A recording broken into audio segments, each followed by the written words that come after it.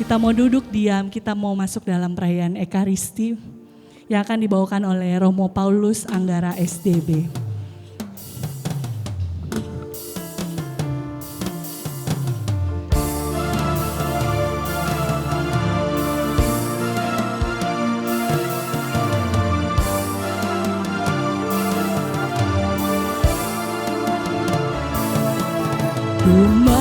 Masuk ruang Maha Kudus dengan darah anak domba. Ku masuk dengan hati tulus menyembah Yang Maha Kuasa. Kami mau menyembah-Mu Tuhan. Ku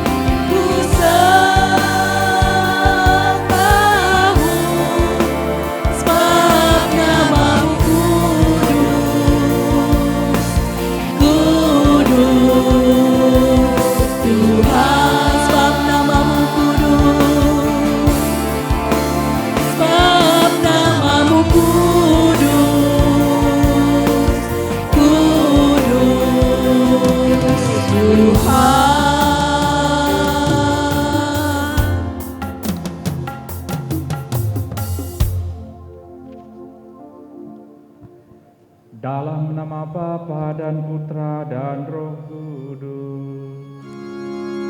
Amin.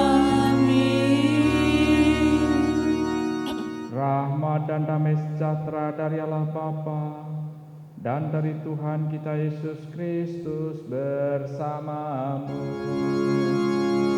Dan bersama rohmu. Bapak, Ibu, dan saudara-saudari yang terkasih, hari ini kita merayakan perayaan wajib Beato Dionysius dan Beato Redemptus, martir yang dibunuh di Aceh, di Indonesia. Dan tentu pada saat kita mendoakan mereka adalah para pewarta sabda. Dan dalam Injil hari ini kita pun akan mendengar bagaimana sabda itu mempunyai kuasa bagi orang yang percaya. Dan tentu ini menjadi juga harapan kita yang hadir di sini, bahwa kita mendengarkan sabda Tuhan mempunyai kuasa dalam kehidupan kita. Masalahnya seringkali nggak ngefek sabda itu. Karena apa? Karena hati kita, pikiran kita masih terbungkus oleh begitu banyak hal. Dan hal yang paling utama adalah dosa. Oleh karena itu, maka marilah kita sebelum mulai perayaan Ekaristi ini, kita hening sejenak, kita mohon ampun kepada Tuhan untuk segala kesalahan, kelemahan, terlebih segala dosa-dosa kita, supaya kita layak merayakan misteri penyelamatan ini. Saya mengaku Kepada Allah yang Maha Kuasa dan kepada saudara sekalian, bahwa saya telah berdosa dengan pikiran dan perkataan, dengan perbuatan dan kelalaian. Saya berdosa, saya sungguh berdosa. Oleh sebab itu saya mohon kepada Santa Perawan Maria, kepada para malaikat dan orang kudus, dan kepada saudara sekalian, supaya mendoakan saya pada Allah Tuhan kita. Semoga Allah yang Maha Kuasa mengasihi kita, mengampuni segala dosa kita, dan mengantar kita ke hidup yang kekal. Amin. Tuhan, kasihanilah kami. Tuhan, kasihanilah kami. Kristus, kasihanilah kami. Kristus, kasihanilah kami. Tuhan, kasihanilah kami. Tuhan, kasihanilah kami. Marilah kita berdoa. Allah Bapa, sumber segala pengharapan kami, kami bersyukur atas karya keselamatan-Mu. Semoga kami pun selalu merindukan kedatangan Yesus Kristus, Putra-Mu, seperti yang telah diteladankan oleh Beato Dionysius dan Redemptus yang rela mati untuk mewartakan sabda-Mu, sehingga kehidupan kami menjadi perpanjangan kasih-Mu. Sebab Engkaulah Tuhan dan pengantara kami yang hidup bersama Dikau dalam persatuan dengan Roh Kudus Allah sepanjang segala masa. Amin. Kita mendengarkan sabda Tuhan. Bacaan dari kitab Yesaya. Inilah firman yang dinyatakan kepada Yesaya putra Amos tentang Yehuda dan Yerusalem. Pada hari-hari yang terakhir akan terjadilah hal-hal ini. Gunung tempat rumah Tuhan akan berdiri tegak di atas gunung-gunung dan menjulang tinggi di atas bukit-bukit. Segala bangsa akan berduyun-duyun ke sana, dan banyak suku bangsa akan pergi serta berkata, "Mari kita naik ke gunung Tuhan, ke rumah Allah Yakub, supaya Ia mengajar kita tentang jalan-jalannya, dan supaya kita berjalan menempuh jalan itu. Sebab dari Sion akan keluar pengajaran, dan dari Yerusalem akan keluar sabda Tuhan. Tuhan akan menjadi hakim antara bangsa-bangsa dan akan menjadi wasit bagi banyak suku bangsa. Maka mereka akan menempa pedang-pedangnya menjadi mata bajak, dan tombak-tombaknya menjadi pisau pemangkas. Bangsa yang satu tidak akan lagi mengangkat pedang terhadap bangsa yang lain, dan mereka tidak akan lagi berlatih perang. Hai kaum keturunan Yakub, mari kita berjalan di dalam terang Tuhan." Demikianlah sabda Tuhan. Syukur kepada Allah. Mazmur tanggapan.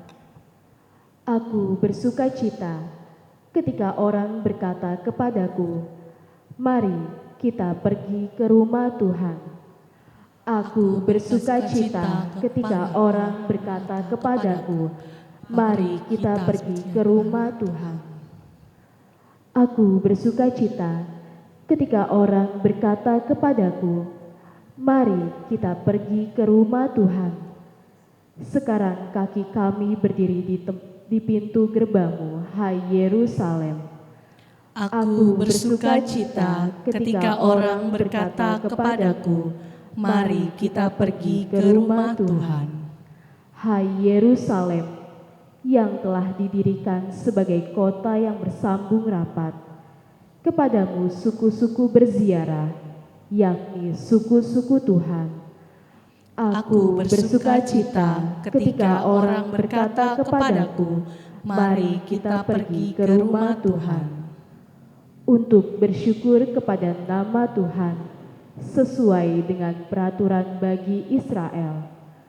Sebab di Yerusalemlah ditaruh kursi-kursi pengadilan, kursi-kursi milik keluarga Raja Daud. Aku bersukacita ketika orang berkata kepadaku, "Mari kita pergi ke rumah Tuhan." Berdoalah untuk kesejahteraan Yerusalem. Biarlah orang-orang yang mencintaimu mendapat kesentosaan. Biarlah kesejahteraan ada di lingkungan tembokmu dan kesentosaan di dalam putrimu. Aku bersukacita ketika orang berkata kepadaku, "Mari kita pergi ke rumah Tuhan." Oleh karena saudara-saudara dan teman-temanku, aku hendak mengucapkan, semoga kesejahteraan ada di dalammu. Oleh karena rumah Tuhan Allah kita, aku hendak mencari kebaikan bagimu. Aku bersukacita ketika orang berkata kepadaku, Mari kita pergi ke rumah Tuhan. Haleluya, haleluya, haleluya. Haleluya, haleluya, haleluya. Ya Allah, pulihkanlah kami, buatlah wajah-Mu bersinar, maka selamatlah kami. Haleluya, haleluya, haleluya.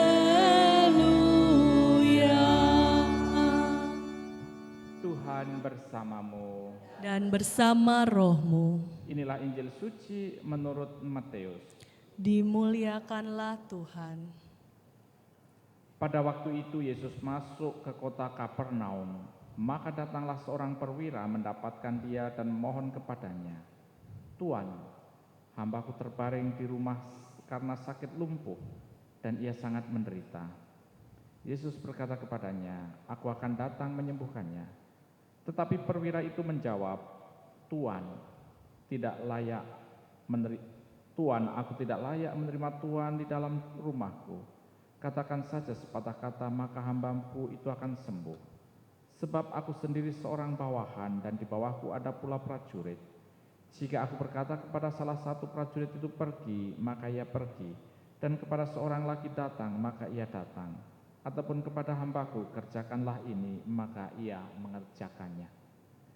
Mendengar hal itu, heranlah Yesus. Maka ia berkata kepada mereka yang mengikutinya, "Aku berkata kepadamu, sesungguhnya iman sebesar ini tidak pernah kujumpai pada seorang pun di antara orang Israel. Aku berkata kepadamu, banyak orang akan datang dari timur dan barat dan duduk makan bersama dengan Abraham, Ishak dan Yakub di dalam kerajaan surga." Demikianlah Injil Tuhan kita. Terpujilah Kristus. Bapak, Ibu, dan saudara-saudari yang terkasih, selamat malam. Dalam Injil hari ini kita mendengar bagaimana sebuah kata mempunyai kuasa. Dan kita mendengar kata tadi mempunyai kuasa kalau kata tadi disertai dengan sebuah iman, menerimanya secara iman, maka mempunyai kuasa.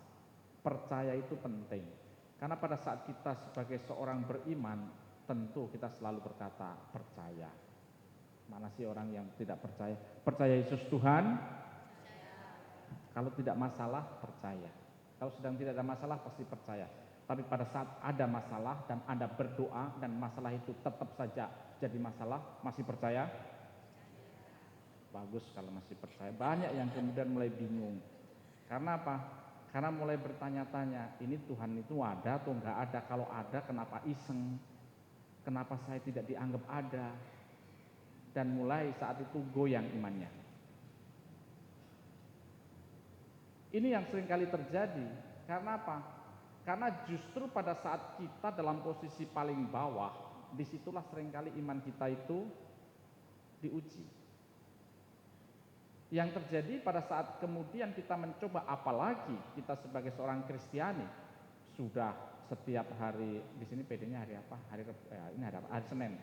Hari Senin datang rajin PD, doa rosario tertib, misa mingguan harian tidak pernah bolos, punya masalah berdoa, masalahnya bukan tambah selesai, tambah parah. Mulai bertanya, Tuhan, benar enggak sih Engkau itu ada? Kalau ada, benar enggak sih Engkau itu peduli sama saya? Nah, mulai di situ bisikan si iblis langsung mulai efektif. Ngapain lu doa rosario? Nggak ada gunanya. Daripada lu pergi ke Gua Maria, pergi ke gereja, lebih baik pergi ke gunung, ya kan? Gunung Agung maksudnya, pergi ke Gramedia, belajar begitu loh. Tapi itu yang terjadi, karena kita seringkali mau shortcut untuk mendapatkan apa yang saya mau. Dan kita bisa melihat bagaimana Injil hari ini seorang perwira yang karena percaya kepada Tuhan gak usah datang. Berkata saja, dan saya percaya perkataanmu mempunyai kuasa. Dan pertanyaan saya, perkataan Tuhan Yesus adalah sabda. Amin. Masih ada tidak? Masih ada tidak? Di mana? Di mana? Di hati, keren banget. Di mana? Yang jelas sabda Tuhan selalu ada dalam kitab suci. Pertanyaannya, apakah kita selalu menyapa sabda itu? Pernah baca kitab suci? Kapan? Udah lupa, pas 5-7 tahun yang lalu pas disuruh begitu. Jadi Bapak Ibu, saya itu sebagai pastor seringkali sedih kalau ngomong tentang kitab suci bagi orang Katolik. Pertanyaannya, punya kitab suci? Jawabnya semuanya punya. Kemudian pertanyaan kedua, tahu di mana letaknya kitab suci Anda? Mulai mikir, ada di mana ya? Disuruh nyari di rak buku aja pasti bingung karena udah lupa. Dan itulah, kita seringkali punya masalah. Dan permasalahan kita seringkali sudah ada jawabannya. Tapi kenapa kita tidak tahu? Karena nggak pernah mencari jawaban. Karena tidak pernah baca kitab suci. Penyakit orang Katolik kan kalau misalnya baca kitab suci kan penyakitnya sama. Coba perhatikan. Kalau orang Katolik disuruh baca kitab suci, maka pertama muncul langsung ngantuk, sakit kepala, kemudian flu, perut sakit. Coba bayangkan. Dan kemudian mau mendapatkan keselamatan sabda itu tidak bisa.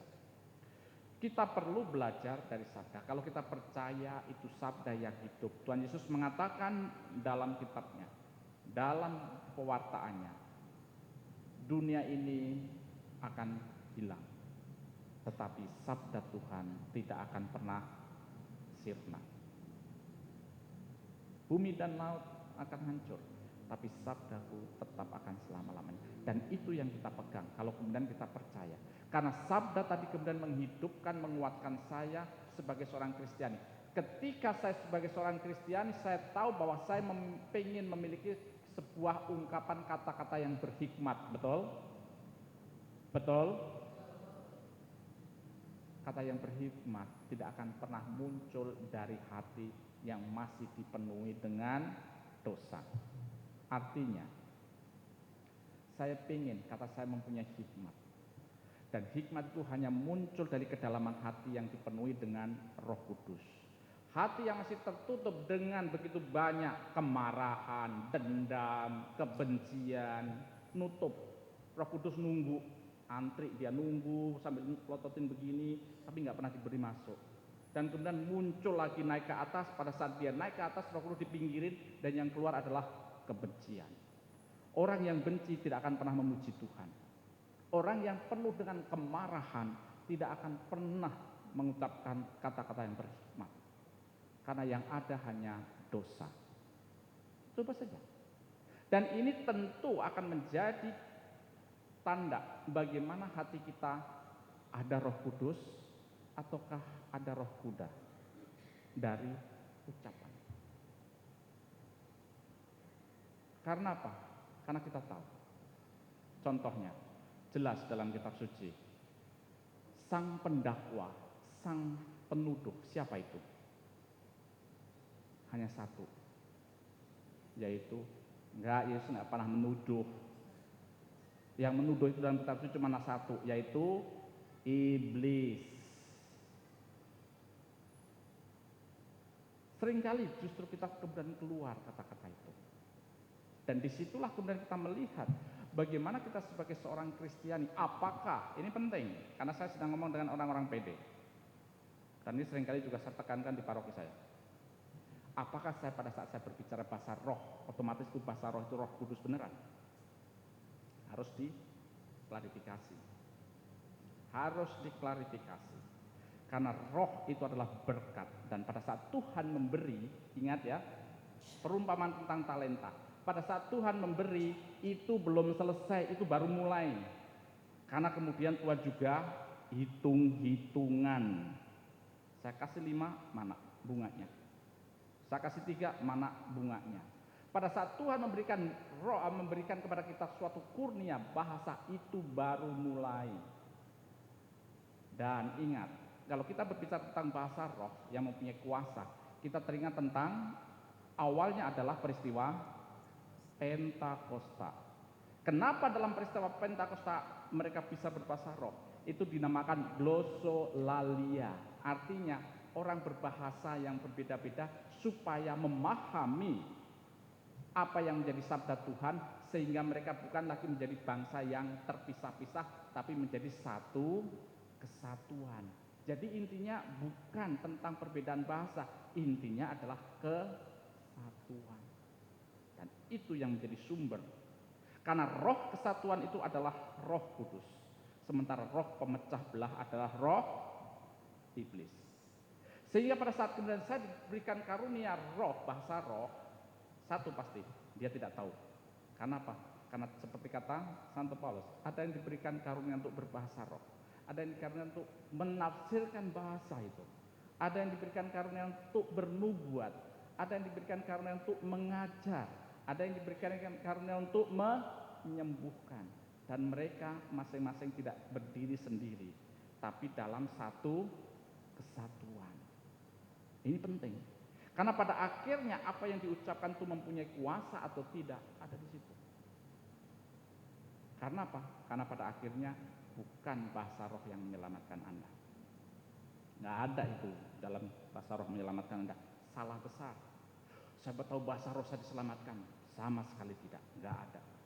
Yang menyelamatkan kita adalah buah-buah roh. Karena dia harus menghasilkan buah. Karena buah roh itu dirasakan oleh orang. Dan seringkali buah roh itu mulai dari ucapan juga. Karena ucapan kita bisa membunuh, tapi juga bisa menghidupkan seseorang. Betul? Oleh karena itu kalau saya mau mempunyai kuasa dalam ucapan, mulailah saya juga membersihkan hati. Itu penting. Karena apa? Karena ucapan itu adalah ungkapan dari apa yang ada di hati.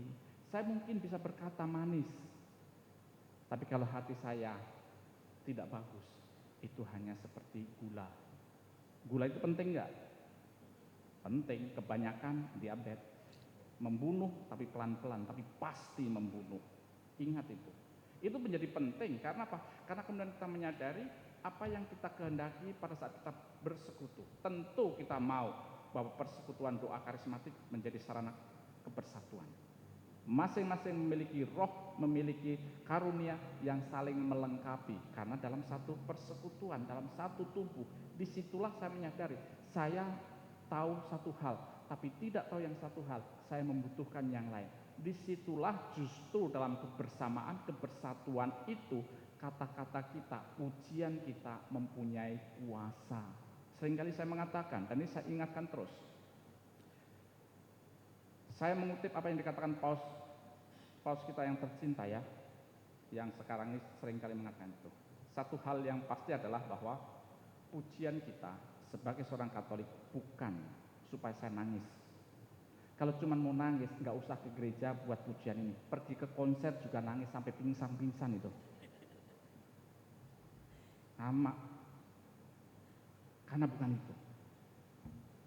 Tujuan penyembahan kita, pujian kita hanya satu, yaitu pertobatan. Kalau tidak membawa kepada pertobatan, Anda tidak sedang membuat pujian yang benar. Kalau kemudian, pastor kenapa saya nggak nangis, kenapa saya nggak jatuh? Loh kenapa ya, memang saya juga nggak nangis, nggak jatuh, biasa saja saya bisa begitu. Bukan itu, membawa kepada saya mengingatkan. Karena apa? Karena relasi kita dengan Tuhan itu penting. Makanya sering saya mengatakan pujian yang benar bagi kita orang Katolik adalah pujian kepada Sakramen Maha Kudus dalam sebuah penyembahan. Ini menjadi penting supaya dalam kata-kata kita, kalau kita mempunyai relasi yang baik, itu penting. Karena tidak setiap kata-kata yang indah itu bermakna. Saya akan memberikan contoh seperti ini, contoh yang sama. Salah satu yang saya kenal siapa supaya nggak malu. Maju saja. Oke, silahkan berdiri sini. Namanya siapa? Widi. Oke, perhatikan. Saya pastor. Ini Widi kamu punya pacar? Punya suami? Oh belum. Seandainya ya, dia punya pacar. Kemudian saya pastor, kemudian saya mengatakan seperti ini. Widi, kamu hari ini cantik banget. Anda sebagai umat di situ mikir apa tentang saya? Ngomong saja. Mikir apa tentang saya? Romonya genit. Apalagi? Ganjen. Apalagi? Nggak tahu diri, udah tua, botak, begitu kan?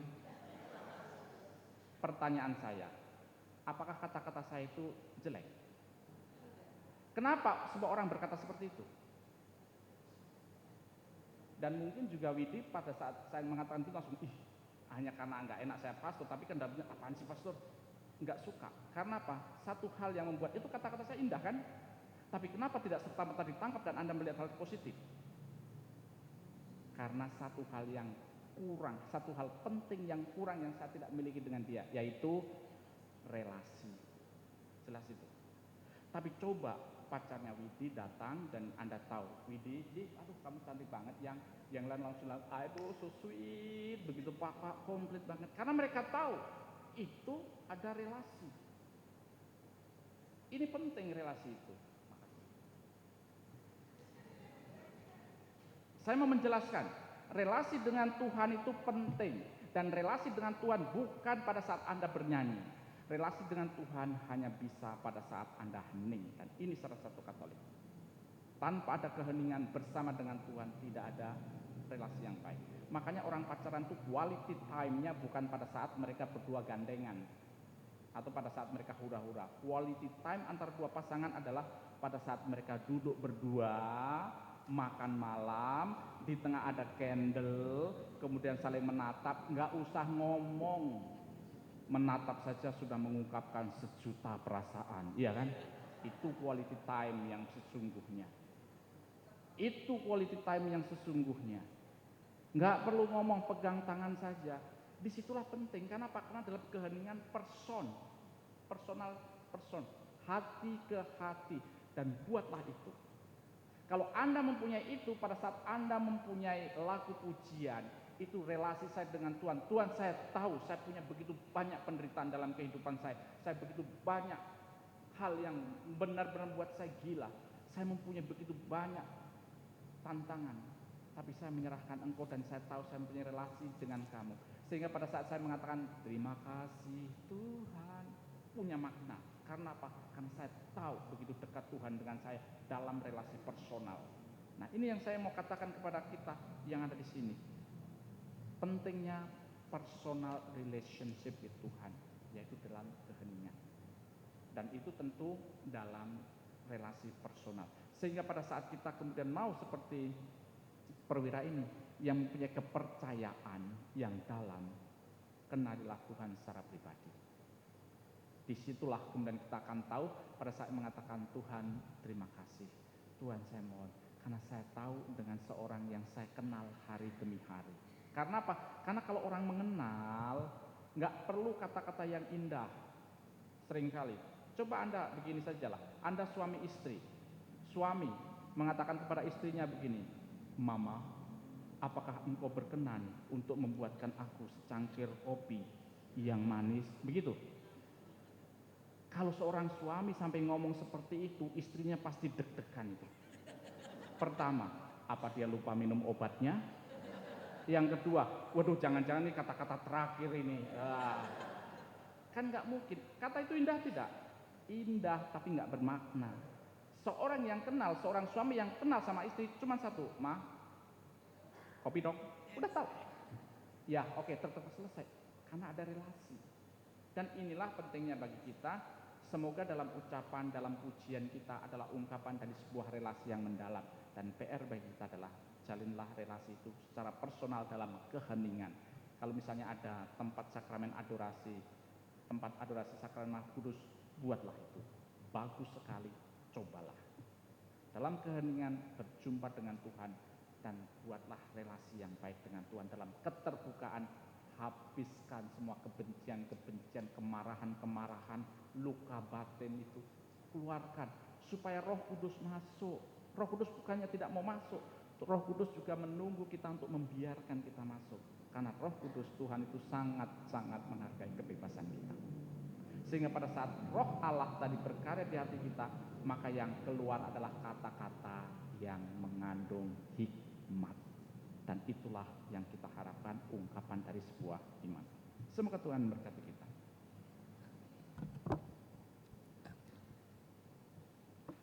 Marilah kita menanggapi sabda Tuhan dengan doa umat. Bapa yang Maha Baik, kami putra-putrimu berkumpul di sini untuk bersyukur karena begitu banyak berkat yang boleh kami rasakan. Dan ucapan berkat itu kami sampaikan dalam doa-doa kami. Bagi Bapa Suci, para uskup, para imam, biarawan dan biarawati, semoga Bapa Suci, para uskup, imam, biarawan dan biarawati diberikan kesehatan yang baik, jasmani maupun rohani, diberikan kekuatan dan kesetiaan dalam menjalani panggilan hidup mereka. Semoga mereka tetap setia dan mampu beradaptasi di tengah tantangan dunia yang semakin modern dengan tetap berpegang pada nilai-nilai spiritual. Marilah kita mohon. Kabulkanlah doa kami ya Tuhan. Bagi perdamaian dunia, semoga gereja dapat menjadi pembawa damai bagi dunia dengan memperjuangkan keadilan dan mengupayakan terwujudnya masyarakat yang menjunjung tinggi nilai-nilai kasih dan amal, sehingga kehadiran gereja melalui umatnya menjadi lilin-lilin kecil yang menerangi dunia ini. Marilah kita mohon. Kabulkanlah doa kami ya Tuhan. Bagi keluarga, saudara dan kerabat kami yang kehilangan harapan, semoga harapan menjadi dasar keyakinan bagi mereka yang sedang berputus asa bahwa Yesus akan datang ke dalam hati semua orang dan seluruh dunia. Percaya bahwa kegelapan tidak akan menang, tetapi terang dunia akan mengalahkannya. Marilah kita mohon. Kabulkanlah doa kami ya Tuhan. Bagi kami semua yang hadir di sini, semoga kami semua dan juga anggota keluarga kami dibangkitkan semangatnya dalam mempersiapkan diri untuk menyambut Kristus yang akan datang dengan segenap hati, pikiran, dan kekuatan kami. Marilah kita mohon. Kabulkanlah doa kami ya Tuhan. Bapa yang Maha Baik, demikianlah doa-doa permohonan kami ini. Semua doa ini kami persatukan dalam nama Putramu Tuhan kami, Yesus Kristus. Berdoalah saudari dan saudara, supaya persembahanku dan persembahanmu serta segala permohonan-permohonan kita berkenan kepada Allah Bapa yang Maha Kuasa. Semoga persembahan ini diterima demi kemuliaan Tuhan dan keselamatan kita, serta seluruh umat Allah yang kudus. Allah Bapa yang Maha Kudus, berkenanlah menerima korban yang kami persembahkan untuk mengenangkan Beato Dionysius dan Redentus yang telah merelakan hidupnya demi pewartaan sabda-Mu. Semoga berkat teladan mereka, kami pun tidak takut untuk berani mewartakan sabda-Mu melalui kesaksian hidup tentang iman kami kepada sesama yang kami jumpai. Demi Kristus Tuhan dan pengantara kami. Amin. Tuhan bersamamu. Dan bersama rohmu, Marilah mengarahkan hati kepada Tuhan. sudah kami arahkan. Marilah bersyukur kepada Tuhan Allah kita. Sudah layak dan sepantasnya. Sungguh pantas dan benar, layak dan menyelamatkan bahwa kami selalu dan dimanapun bersyukur kepadamu, Tuhan Bapa yang kudus, Allah yang Maha Kuasa dan kekal. Sebab Engkau dimuliakan dalam pujian para kudus-Mu, dan apapun yang mencakup dalam sengsara mereka merupakan karya kuasa-Mu yang mengagumkan. Dengan murah hati Engkau mengobarkan iman mereka, memberikan kekuatan untuk tetap tabah, mengaruniakan kemenangan dalam pergulatan mereka, dengan pengantaran Kristus Tuhan kami. Oleh karena itu semua makhluk di surga dan di bumi melakukan nyanyian baru memuji Engkau, dan kami bersama seluruh bala malaikat tak henti-hentinya memuji Engkau dengan berseru. Kudus, kudus, kuduslah Tuhan, Allah segala kuasa, surga dan bumi penuh kemuliaan-Mu. Terpujilah Engkau di surga, diberkatilah yang datang dalam nama Tuhan. Terpujilah Engkau di surga. Sungguh kuduslah Engkau ya Tuhan, sumber segala kekudusan, maka kami mohon kuduskanlah persembahan ini dengan pencurahan Roh-Mu agar bagi kami menjadi tubuh dan darah Tuhan kami, Yesus Kristus. Ketika Dia diserahkan untuk menanggung sengsara dengan rela, Tuhan Yesus mengambil roti, dan sambil mengucap syukur Dia memecah-mecahkan lalu memberikannya kepada murid-murid-Nya seraya berkata, "Terimalah dan makanlah kamu semua. Inilah tubuhku yang diserahkan bagimu."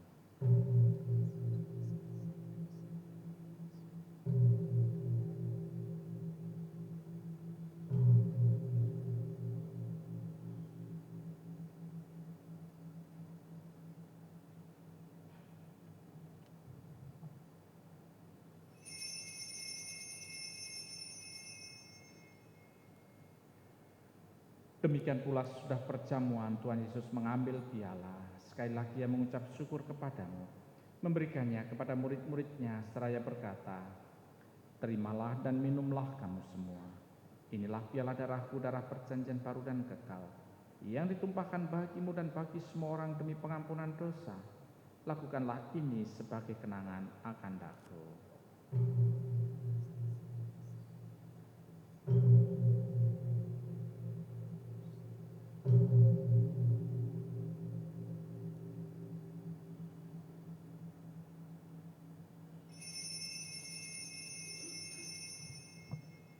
Agunglah misteri iman kita.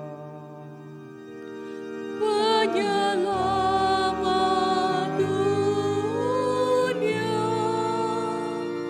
selamatkanlah kami,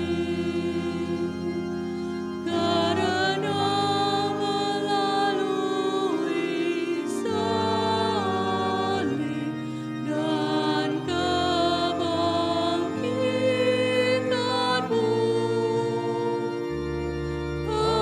Engkau telah membebaskan kami.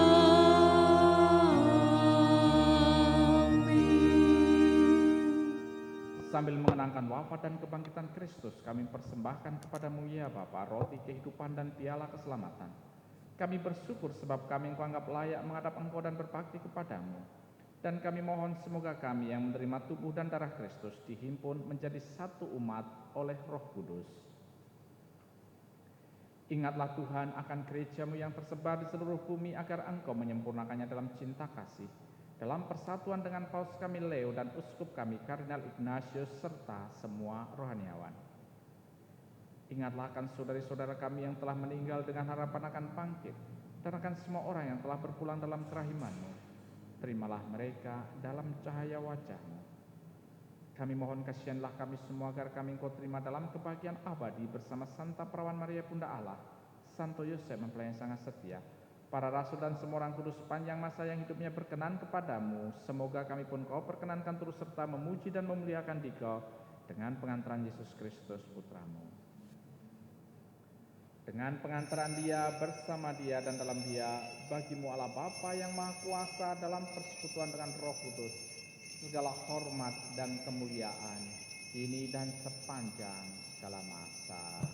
Amin. Dan marilah kita persatukan segala doa-doa, harapan-harapan kita dengan doa yang diajarkan Tuhan Yesus sendiri.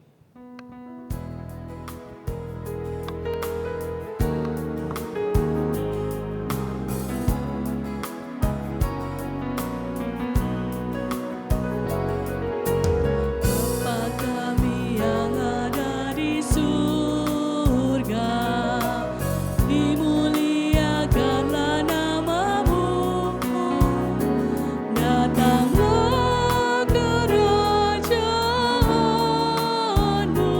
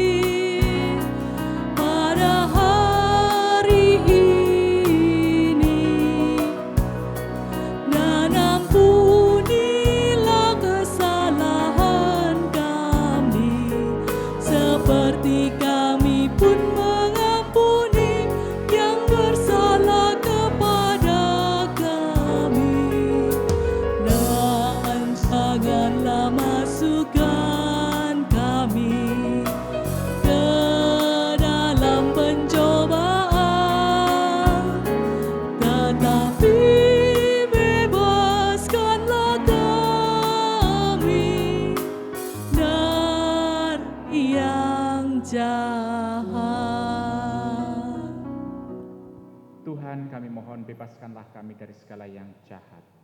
Sudilah memberi damai sepanjang hidup kami, supaya kami yang telah dikuatkan oleh kelimpahan belas kasih-Mu, selalu bebas dari dosa dan dijauhkan dari segala gangguan, sambil menantikan harapan yang membahagiakan dan kedatangan penyelamat kami, Yesus Kristus. Sebab Engkaulah Raja yang mulia dan berkuasa untuk selama-lamanya. Tuhan Yesus Kristus, Engkau telah bersabda kepada para rasul-Mu, damai-Ku kutinggalkan bagimu, damai-Ku kuberikan kepadamu. Janganlah memperhitungkan dosa kami, tetapi perhatikanlah iman gereja-Mu dan berilah kami damai dan kesatuan sesuai dengan kehendak-Mu. Engkau yang hidup dan beraja, kini dan sepanjang segala masa. Amin. Damai Tuhan bersamamu. Dan bersama rohmu. Damai Kristus, damai Kristus. Damai Kristus. Anak domba Allah, Yang menghapus dosa dunia, kasihanilah kami. Anak domba Allah yang menghapus dosa dunia, kasihanilah kami. Anak domba Allah yang menghapus dosa dunia, berilah kami damai.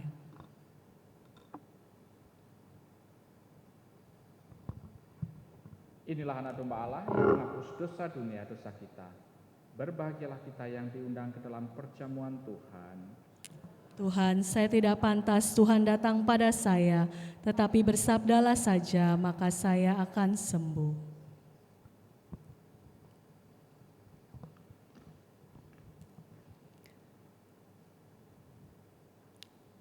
Kami mau menginformasikan untuk yang menerima komuni, yang telah menerima komuni pertama dan sudah dibaptis secara Katolik.